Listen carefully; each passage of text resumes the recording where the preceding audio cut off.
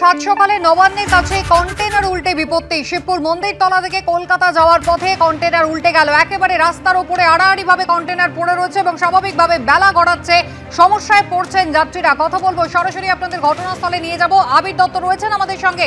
আবির, কি অবস্থা? ক্যান্সারে নেই আর ভয়, NCRI এ হবে এর জয়। আপনাদের ভরসা নেতাজি সুভাষচন্দ্র বোস ক্যান্সার হসপিটাল।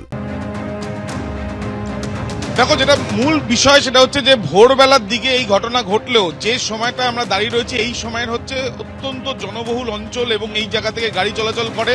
ঠিক যেখানে আমরা দাঁড়িয়ে রয়েছি এখান থেকে নবান্ন পর্যন্ত দেখা যাচ্ছে। অতনুকুণ্ডুকে বলবো একবার দেখানোর জন্য।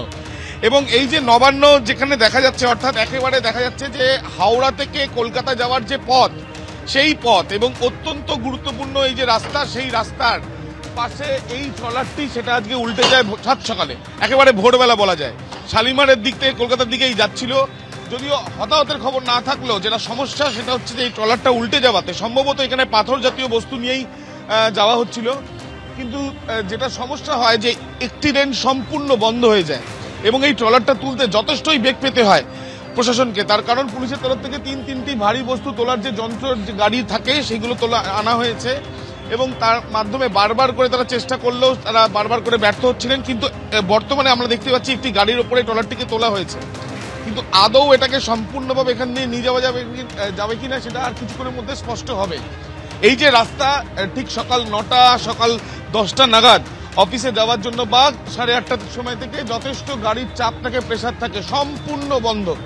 এবং এই যে বন্ধ হয়ে রয়েছে হাওড়ার দিক থেকে কলকাতা যাওয়ার যে রাস্তা, তাতে অফিস যাত্রীরা, স্কুল কলেজে যারা যাবেন তাদের কিন্তু সমস্যার সম্মুখীন যে হতে হচ্ছে সেটা কিন্তু একেবারে রাস্তা দেখলেই স্পষ্ট। তার কারণ কোনো গাড়ি নেই এবং ইতিমধ্যে পুলিশের অনেক কর্মীদের আমরা দেখছি, ট্রাফিকের কর্মীরা তাদেরকেও দেখা যাচ্ছে।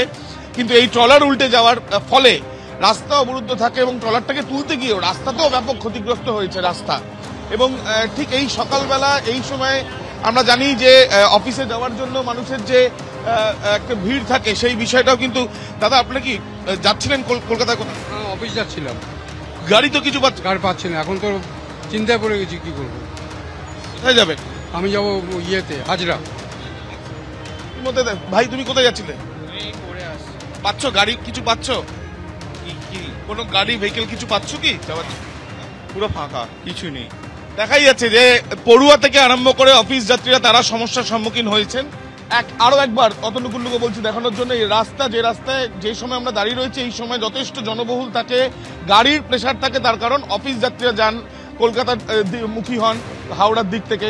নবান্ন দেখা যাচ্ছে এবং এই রাস্তায় এই ট্রলার পড়ে থাকার জন্য ভোরবেলা প্রায় 4:30টার সময় এই ঘটনা। এখন বাজে 9টা বেজে গিয়েছে, এখনো পর্যন্ত এই ট্রলার সম্পূর্ণভাবে সরিয়ে নেওয়ার কিন্তু যায়নি। যদিও সম্পূর্ণভাবে সরিয়ে ফেলার এই প্রসেস বা প্রক্রিয়া চালানো হচ্ছে, কিন্তু দীর্ঘক্ষণ ট্রলার পড়ে থাকার জন্য সাধারণ যারা মানুষ এখানে তারা যথেষ্টই সমস্যার সম্মুখীন হয়েছেন, সেই ছবিটাই স্পষ্ট হচ্ছে। আবির, ধন্যবাদ।